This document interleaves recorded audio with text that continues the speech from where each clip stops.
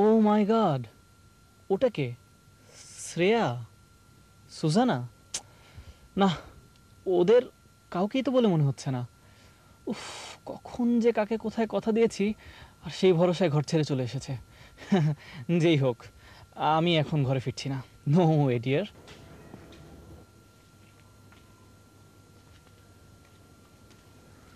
কিরে, এত রাতে তুই এখানে কি করছিস? দোস্ত, এবার মনে হয় কট বিহাইন্ড হয়ে গেলাম। প্লিজ তুই ট্যাকেল দে, আর ওই যেই হোক বুঝিয়ে শুনিয়ে বাড়ি পাঠিয়ে দে প্লিজ। আমি গেলাম।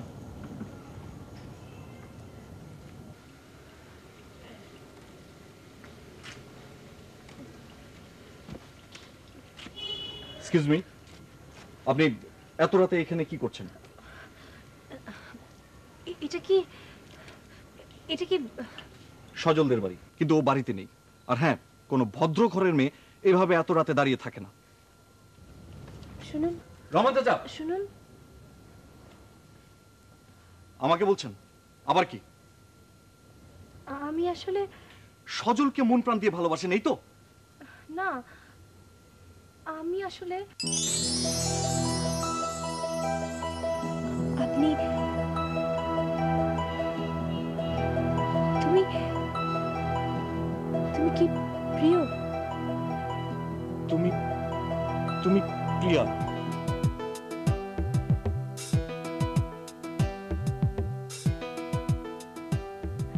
আমি তোমার জন্য দাঁড়িয়েছিলে, তোমার বাসায়। ফোন করে জানতে পারলে এক আমেরিকা ফেরত যুবক তোমার স্বপ্নের রাজকন্যাকে তোমার কাছ থেকে ছিনিয়ে নিতে এসেছে।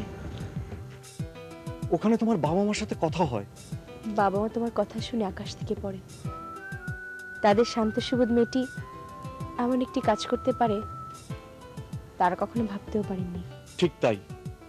সব শুনে তুমি অস্থির হয়ে ছুটে যাও সেই জায়গাটিতে, যে জায়গাটিতে তোমার আর আমার দেখা করার কথা ছিল।